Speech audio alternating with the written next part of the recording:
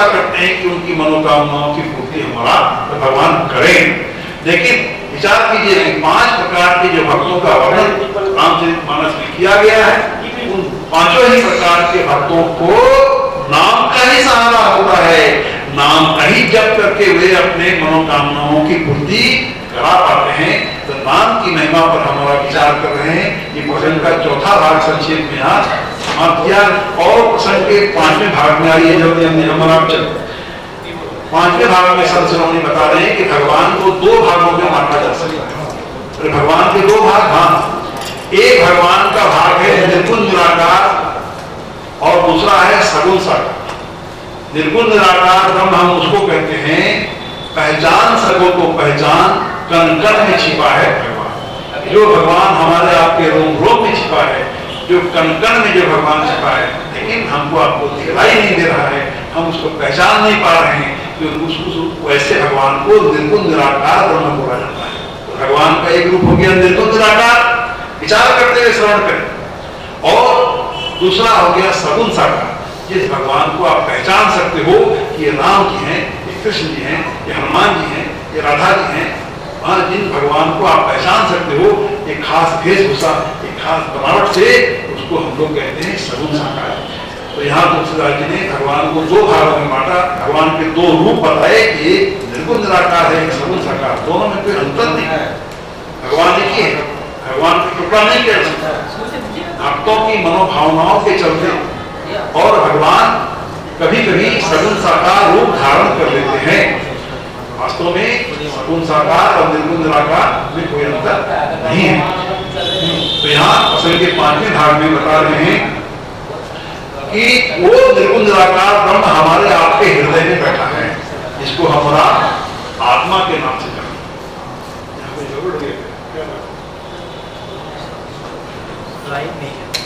अच्छा, कुछ प्रॉब्लम है म्यूजिक में, कोई बात नहीं, हम लोग कथा को आगे बढ़ाएं, वो जब म्यूजिक ठीक हो जाएगा बुझेगा।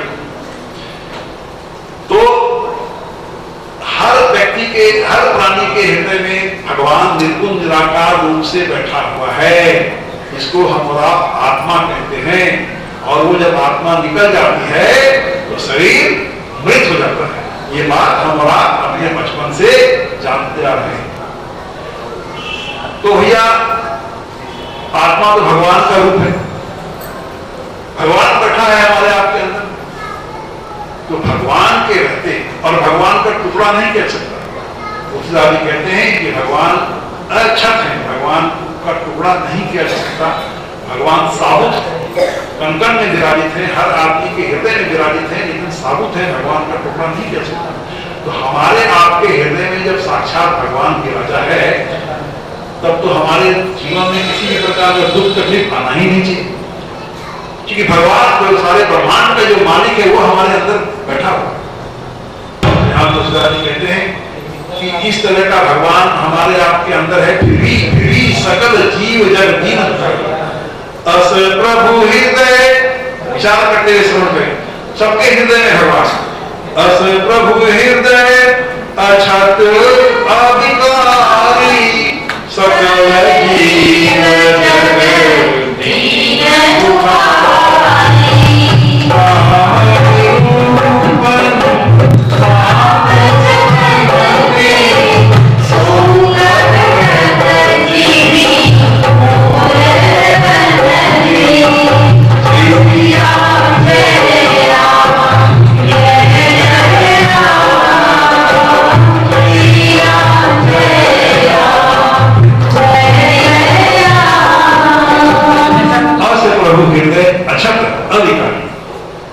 ऐसा भगवान है, फिर भी सकल जीव जग दीन दुखारी। भगवान के रहते हुए भी प्राय हम सभी दीन हैं, हीन हैं, मलिन हैं, दुखारी। इसके जीवन में दुख नहीं बताइए। हम और आप सभी दुखी हैं किसी न किसी चीज से, संपूर्ण रूप से सुखी कोई भी नहीं है। हाँ, भगवान के जो महान भक्त हैं, संत हैं, उनकी बात जुदा है, लेकिन बाद बाकी संसारिक मनुष्यों की ये अवस्था है कि सारी सुख संपत्ति होने के बावजूद भी हम सभी दीन हैं, हीन हैं, मलिन हैं।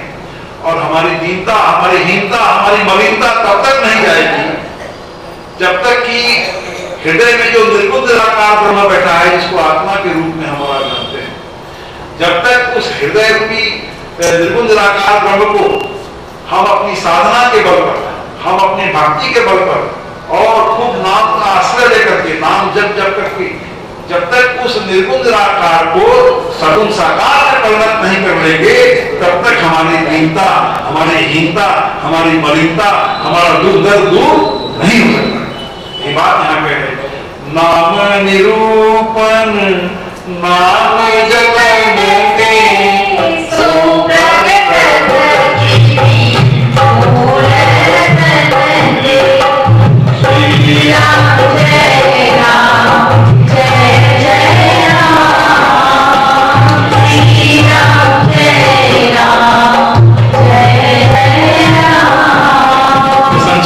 जपन के मैं आप लोगों को सुना रहा हूं और आप लोग बहुत अच्छे भक्त हैं, आप लोग समझ गए हैं, तो ध्यान से आप लोग सुन रहे हैं। तो प्रसंग के छठे भाग में मैं आपको ले चल रहा हूं, जहां पर कि आपको निर्णय करना है कि भगवान बड़े कि भगवान से बड़ा भगवान का नाम है। मैं नहीं बताऊंगा, आपको विचार करते हुए समझ करना है। और बहुत सारे उदाहरण तुलसीदास जी ने यहाँ दिए हैं, और राम जी ने जो विभिन्न लीलाएं की है इसका वर्णन है रामचरितमानस में। उन्हीं लीलाओं का उदाहरण देते हुए और दोनों की तुलना किया है तुलसीदास जी महाराज ने। आप अपने मन में एक तरफ भगवान को स्थापित कीजिए, साक्षात भगवान को रखिए, और एक तरफ भगवान के नाम को आप स्थापित करो। मैं दोनों के अंतर को, दोनों के गुणों को, दोनों के भेद को और दोनों के चरित्रों को और दोनों के शक्तियों को बताते चलूंगा। आपको डिसाइड करना है कि भगवान बड़े कि भगवान से बड़ा भगवान का नाम है। देखिए उदाहरण सुनते चलिएगा। राम भगत हित नरक सही संकट किए साधु सुहाई, जय राम जय जय राम, श्री राम जय राम जय जय राम। क्या कह रहे हैं कि साक्षात भगवान आपने मन में स्थापित कर लिया, एक तरफ भगवान का नाम है, तो भगवान के लिए बोल रहे हैं कि साक्षात भगवान ने और अपने भक्तों के हित के लिए, भक्तों की भलाई के लिए, भक्तों के कष्टों को दूर करने के लिए और मनुष्य शरीर धारण किया, अपना लोक छोड़ा और अपने विष्णु लोक को छोड़ करके भगवान इस धरती पर आए और आकर के क्या किया, मनुष्य शरीर धारण किया और बहुत प्रकार का संकट भगवान ने सहा। सही संकट किए साधु सुखाई, यानी साधु पुरुषों को, सज्जन पुरुषों को, सज्जन महिलाओं को सुख पहुंचाने के लिए। और भगवान ने स्वयं अपार कष्ट सहा। विचार कीजिए भगवान के जीवन में कितना कष्ट आया। जब बालक थे विश्वामित्र मुनि मान के लिए गए जंगल में, जाके राक्षसों से युद्ध करो भैया। विवाह हुआ, राजगद्दी मिलने वाली है, 14 वर्ष का वनवास हो गया। कितना जीवन में भगवान की कष्ट ही कष्ट आया। और 14 वर्ष का वनवास के बाद जब आए, राजा बने, पत्नी गर्भवती थी, ऐसी परिस्थिति बन गई कि गर्भवती पत्नी को भी जंगल में छोड़ देना पड़ा। भगवान के जीवन में जितना कष्ट आया है, भगवान करे उस हमारे आपके जीवन में कभी इतना कष्ट नहीं आया। एक विचार कीजिए कि स्वयं भगवान ने अपार कष्ट सहा। क्यों सहा? थोड़े से भक्तों को सुख देने के लिए, थोड़े से अपने राक्षसों का संहार करने के लिए, अपने प्यारे भक्तों का भलाई के लिए, भक्तों को सुख देने के लिए स्वयं भगवान ने कितना कष्ट सहा। ये तो भगवान का चरित्र हुआ, ये तो भगवान की का गुण हुआ। अभी भगवान के नाम के बारे में भी आप जान लो भैया। नाम सप्रेम जपत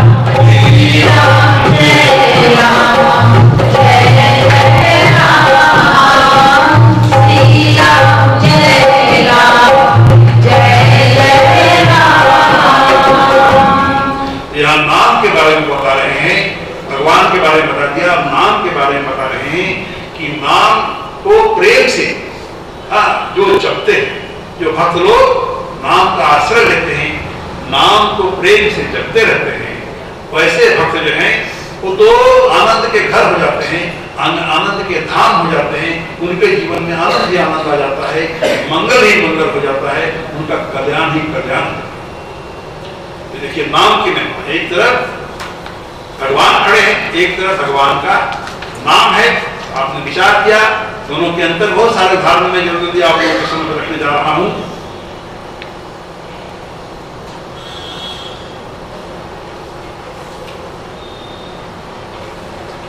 और देखिए दूसरा उदाहरण क्या दे रहे हैं, दूसरा उदाहरण दे रहे हैं, राम एक तापस पियतारी, नाम को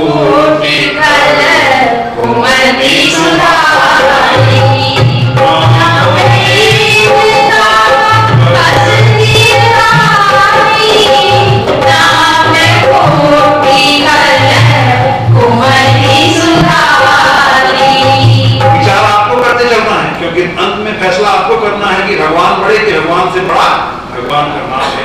तो यहाँ कह रहे हैं कि भगवान ने एक तपस्वी स्त्री को तारा। कथा आप लोग जानते होंगे, गौतम ऋषि की पत्नी अहल्या पति के श्राप से पत्थर की बन गई थी, और जब राम जी के चरणों की धूल पड़ी है तो वो श्राप मुक्त भी है, उतर गई है, वो पत्थर से फिर स्त्री बन गई है और अपने उच्च लोक को गई है, पति के धाम को गई है। संपूर्ण रामचरित मानस उल्टा के आप देख लो, कहीं किसी दूसरा स्त्री को भगवान ने या मर्द को भगवान ने तारा नहीं। तो साक्षात भगवान ने तो सिर्फ एक पत्थर की बनी स्त्री को तारा। और नाम के विषय में कह रहे हैं, नाम कोटि खल कुमति सुधारी, नाम कोटि खल कुमति सुधारी, राम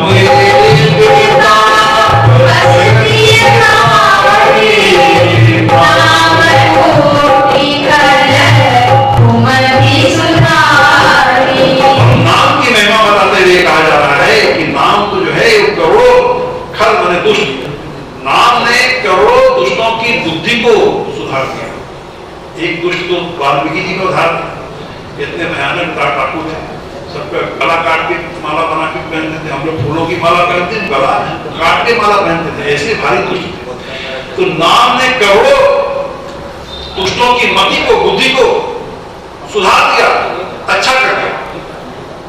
तो साक्षात भगवान ने तो एक स्त्री को तारा, लेकिन नाम ने करोड़ों करोड़ लोगों को तार दिया, और आगे भी नाम तारता रहेगा। विचार आपको करना है। और अगला उदाहरण, भंजे राम आप भव चातु,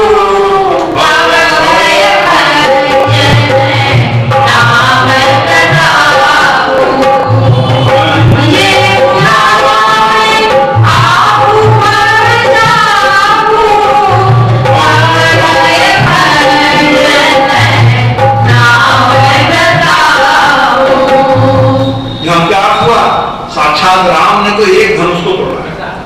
आप जानते हो जनक जी के दरबार में और शिव जी का धनुष राम जी ने तोड़ा, नहीं तोड़ता तो पता नहीं सीता जी से विवाह होता कि नहीं होता, तोड़ना जरूरी था। तो साक्षात भगवान ने तो एक धनुष को तोड़ा। लेकिन भगवान के नाम के विषय में क्या कहा जा रहा है, भव भय भंजन नाम प्रताप, भव भय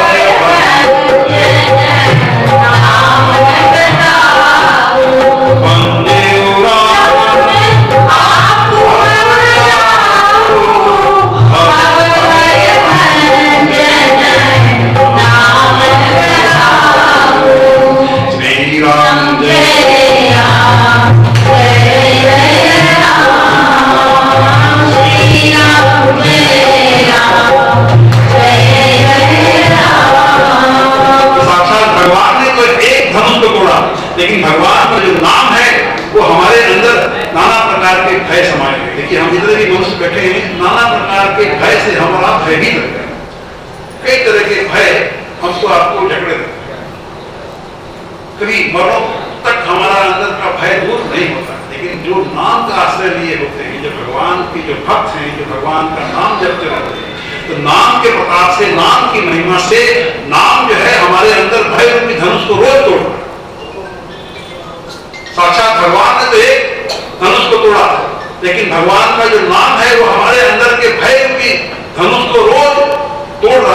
विचार आपको करना है कि भगवान बड़े, कि भगवान से बड़ा भगवान का नाम है श्री राम जय राम जय जय राम श्री राम जय राम जय जय राम। और आगे क्या उदाहरण दिया जा रहा है?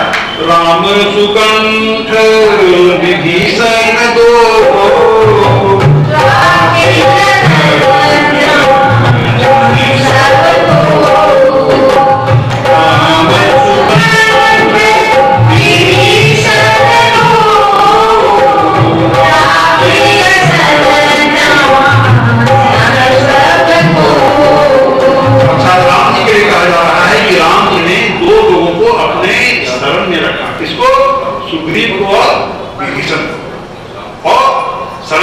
किया क्या? उन दोनों को राजा बना दिया। विभीषण को लंका का राजा बना दिया और सुग्रीव को किष्किंधा का राजा बना दिया। तो दो लोगों को शरण में रखा और उन दोनों को राजा बना दिया। बहुत बड़ा काम किया भाई। लेकिन राम के नाम के विषय में क्या कहा जा रहा है? नाम गरीब अनेक निवाजे लोक वेद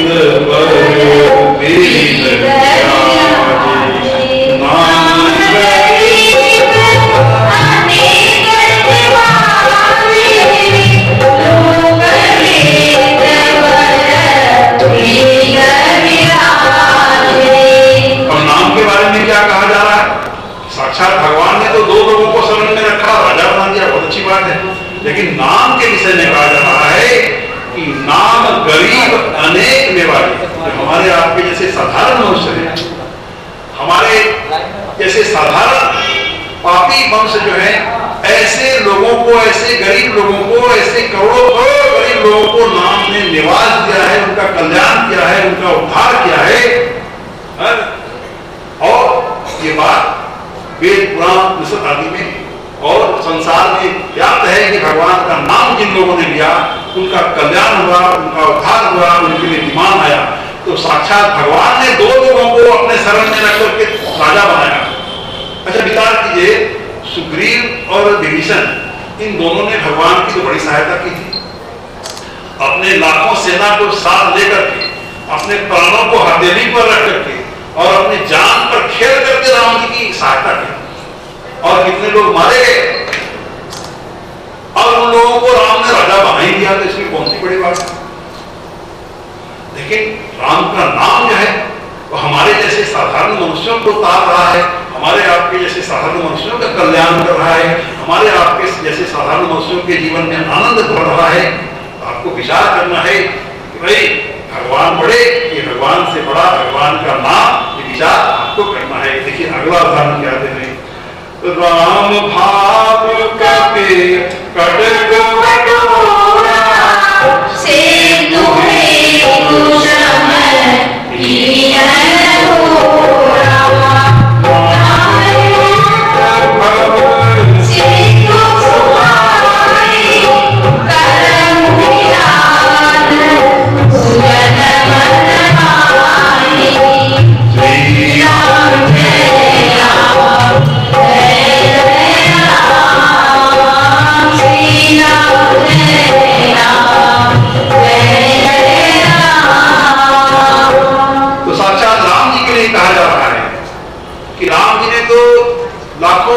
बंदर भालुओं की सेना को एकत्रित किया, बहुत परिश्रम करके उतनी बड़ी सेना उन्होंने एकत्रित किया होगा और फिर बहुत परिश्रम करके उन्होंने छोटे से समुद्र पर पुल बनाया और पुल बना करके और लंका गए हैं। तो छोटे से पुल को बनाने के लिए अपार परिश्रम किया, लाखों बानर भालुओं की सेना को भगवान ने एकत्रित किया। कितना परिश्रम किया होगा बेचारे भगवान। ये तो भगवान का लीला हुआ, भगवान का चरित्र हुआ। और भगवान के नाम के विषय में क्या कहा जा रहा है? नाम वेद भव सिंधु सुखाही करहूं विचार सुजन माही। नाम वेद भव सिंधु सुखाही करहूं विचार सुजन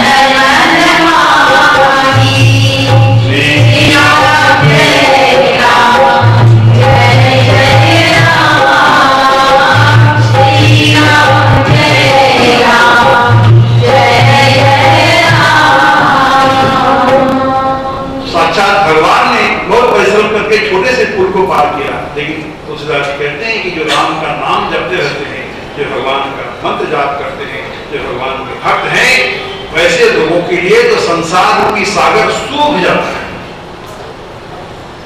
और जब संसार रूपी सागर सूख जाता है तो हम और आप जानते हैं कि एक छोटी सी नन्ही सी चींटी ही पैदल चल करके उस सूखे हुए सागर को पार कर सकती है, तो हम और आप तो दौड़ के कर सकते हैं। तो जो नाम का आश्रय लिए हैं, ऐसे लोगों के लिए संसार रूपी सागर सूख जाता है और हम बड़ी सरलता से संसार रूपी सागर को पार कर जाते हैं। 84 लाख योनियों में भटकने से बच जाते हैं। हमारे में ईमान आएगा और सीधे भगवान के धाम जाने की शक्ति हमारे अंदर आ जाती है। आपको विचार करना है कि भगवान बड़े, कि भगवान से बड़ा भगवान का नाम है। और देखिए अब आगे क्या कह रहे हैं। मैं बहुत थोड़े से उदाहरण सुना रहा हूँ और छोड़ कर सुना रहा हूँ, क्योंकि आज ही के दिन समाप्त करना है जीवन को।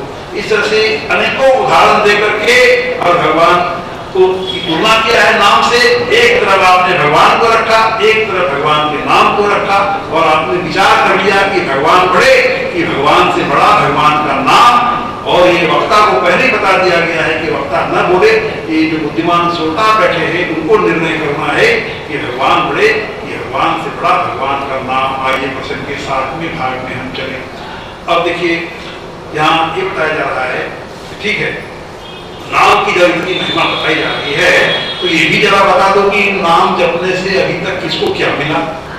थोड़ा उदाहरण वो भी सुना दो।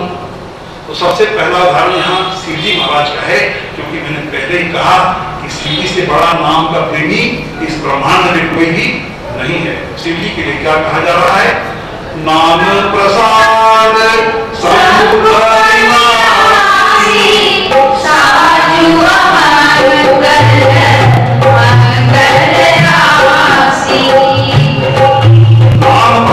शंभु अविनाशी। नाम के ही प्रसाद से शिव जी महाराज अजर अमर हैं, उनकी मृत्यु कभी भी नहीं होता। कहा जा रहा है कि नाम के प्रसाद से शंभु अविनाशी हैं, उनका नाश कभी नहीं होता। और साज अमंगल, साज वेशभूषा शिव जी का बड़ा अमंगलकारी है, बड़ा डरावना है। फोटो में मूर्ति में हम लोग देखते हैं भैया बड़ा डेंजरस उनका वेशभूषा। कैसे? गले में सर्पों की माला है, बिच्छू का कुंडल है, शमशान की राख लपेटे हुए हैं कमर में और लपेटे हुए हैं। कितना डेंजरस उनका वेशभूषा है। लेकिन इतना अमंगलकारी उनका वेशभूषा होते हुए भी सभी प्रकार के मंगलों को देने वाले हैं शिव जी। ये ताकत, ये शक्ति शिव जी में कहां से आई? ये नाम के चमत्कार से आई। और देखिए दूसरा उदाहरण क्या दिया जा रहा है, नारद जी का दिया जा रहा है। बहुत सारे उदाहरण है, मैं छोड़ छोड़ के सुना रहा हूँ। नारद जाने वो नाम बताओ, जग प्रिय हरि हरि हरि आओ। नारद जी भी नाम की महिमा को जानते हैं और बराबर नारद जी को आपने फोटो में देखा होगा कि नारद जी भी बराबर अपना राम का नाम ही जप करते हैं। राम के नाम को जप से नारद जी को क्या मिला? जग प्रिय हरि। दुनिया हरि को प्यार करती है, हरि हर को प्यार करते हैं, लेकिन बाद नारद जी नाम के प्रताप से नारद जी को हरि भी प्यार करते हैं और हर भी प्यार करते हैं। देखिए नाम की महिमा पर हम बड़ा विचार कर रहे हैं। फिर आगे प्रहलाद जी का उदाहरण है और ध्रुव जी का उदाहरण है और फिर हनुमान जी का उदाहरण है। देखिए हनुमान जी के विषय में क्या बोला जा रहा है? सुमीरी पवन सुत पावन अपने हंस करी तारे राम। सुमीरी पवन सुत पावन अपने बस करी तारे राम। ये पंक्ति जो है ये सिद्ध मंत्र है। यदि हनुमान जी को शीघ्र प्रसन्न करना हो आपको तो हनुमान जी के लिए ये सिद्ध मंत्र है। सुमीरी पवन सुत पावन नामो अपने बस करी राखे रामू। ये हनुमान जी को प्रसन्न करने के लिए सिद्ध मंत्र बताया संतों ने। और इसका अर्थ क्या हुआ कि राम के नाम के जप से, राम के नाम की प्रताप से, महिमा से और साक्षात भगवान को ही और हनुमान जी ने अपने वश में करके रखा। सुमिरी पवन सुत पावन नामू अपने बस करी राखेला। देखिए तुलसीदास जी के जीवनी में भी आप लोगों ने सुना होगा, बगैर हनुमान जी की कृपा के और तुलसीदास जी राम जी को पहचान नहीं सकते थे। चित्रकूट के घाट पर और भाई संतन की भीड़, तुलसीदास चंदन घिसे तिलक करे रघुबीर। ये किसने कहा? ये हनुमान जी ने कहा। हनुमान जी के कहने पर ही तुलसीदास जी समझ गए कि ये दो बालकों को जो मैं चंदन लगा रहा हूं ये साक्षात राम लक्ष्मण है। तो बगैर हनुमान जी की कृपा के राम जी को कोई भी नहीं पा सकता है। अच्छा, एक प्रश्न हमारे आपके मन में उठ सकता है कि तो महान देवी देवता हैं, महान संत हैं, नारद जी, प्रहलाद जी, ध्रुव जी, ऐसे लोगों का उदाहरण आप दे रहे हो, तो भाई इन लोगों को जो नाम ने दिया तो देना ही चाहिए, इनको जो मिला तो मिलना ही चाहिए। लेकिन हमारे आपके जैसे साधारण लोगों को भी नाम कुछ देगा कि नहीं देगा, जरा ये भी तो बता दो। ये सहज स्वाभाविक प्रश्न हमारे आपके अंदर उठ सकता है। तो यहाँ तुलसीदास जी कहते हैं, अपोती अजामिल गज गणिकाऊ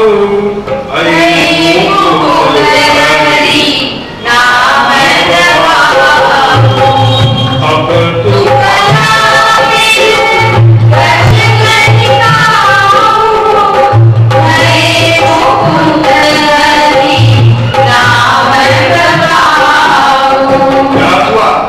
भागवत की कथा आप लोगों ने सुनी होगी। भागवत की कथा में अजामिल की कथा आती है। प्रथम दिन की कथा में अजामिल बहुत बड़ा पापी था। उसने अपने बालक का नाम संतों के कहने से नारायण रख दिया, और जब मृत्यु के देवता आए, वो बहुत बड़ा पापी था, यमराज के दूत आए, वो डर गया। तो अजामिल कथा आप लोगों ने सुनी होगी, नारायण बचाओ, नारायण बचाओ, वो अपने बेटे को पुकार रहा है। लेकिन देखिए नाम का चमत्कार, वो भाग गए, यमराज के दूत सब भाग गए, और इस तरह से उसके प्राण बच गए और उसको सद्बुद्धि आई, भगवान की भक्ति किया और वो तर गया। इस तरह से कथा है विस्तार पूर्वक श्रीमद् भागवत में। और गजेंद्र मोक्ष में गज की कथा भी आती है और गणिका की भी कथा आती है। इन सब लोगों ने नाम को जप करके इनका उद्धार हुआ, इनका कल्याण हुआ। तो विचार कीजिए, हम और आप विचार कर सकते हैं, जब ऐसे पापी लोगों को भी और नाम ने सदगति प्रदान की, मोक्ष प्रदान किया, उनके लिए विमान आया, भगवान के धाम चले गए हुए, तो हमारे आपके जैसे साधारण लोग भी और यदि नाम का आश्रय लेंगे, गुरु मंत्र का आश्रय लेंगे, तो हमारा आपका भी कल्याण होगा। ये हम और आप भरोसा रख सकते हैं, ये विश्वास रख सकते हैं। यही बात यहाँ तुलसीदास जी बताना चाह रहे हैं। और प्रसंग के इस भाग में, 7वें भाग में मैंने पहले बताया कि 9 भाग में तोड़ तोड़ के कथा मैं आपको सुनाऊंगा। तो 7वें भाग की अंतिम पंक्ति अब तुलसीदास जी कह रहे हैं, कहो कहाँ लगी नाम बड़ाई, नाम सगरी, नाम गुण गाई। कहो कहाँ लगी नाम बड़ाई, राम न सकहि नाम उर्गाई। तुलसीदास जी कहते हैं कि मैं कहाँ तक बड़ाई कहूँ राम के नाम की। साक्षात राम जी भी यदि यहाँ प्रकट हो जाएं, तो वे भी अपने नाम की पूरी तरह से बड़ाई नहीं गा सकते हैं। तो मैं एक साधारण मनुष्य किस प्रकार गाऊं राम की महान महिमा, राम नाम की महान महिमा बताई जा रही है। कहो कहाँ लगी नाम बड़ाई, राम न सकहि नाम गुनगाई। साक्षात राम जी भी अपने नाम की पूरी तरह से महिमा बड़ाई नहीं गा सकते। इस तरह से प्रसंग का 7वां भाग संक्षेप में हमने समाप्त किया। और देखिए 8वें भाग में हमारा चले। देखिए 8वें भाग में तुलसीदास जी बता रहे हैं कि भाई 4 युग होते हैं, सतयुग, त्रेता, द्वापर और कलयुग। सभी युगों की एक एक मुख्य साधना होती है। हाँ, सतयुग में लोग अपना उद्धार करते थे ध्यान करके, लोग तपस्या करके, ध्यान करके, और सतयुग के मनुष्य अपना उद्धार करते थे, कल्याण करते थे। और त्रेता युग के लोग क्या करते थे? वो लोग मठ यज्ञ करके, मठ का मतलब यज्ञ करके और अपना कल्याण करते थे। तो त्रेता युग का मुख्य साधन क्या था? यज्ञ था। और द्वापर युग का मुख्य साधन पूजन था। और इस कलयुग में हम और आप कलयुग में हैं। देखिए भाई कलयुग के लिए बहुत बड़ा मुश्किल वाला बात है। और कलयुग के बारे में क्या बोला जा रहा है? कलि केवल मल मूल महीना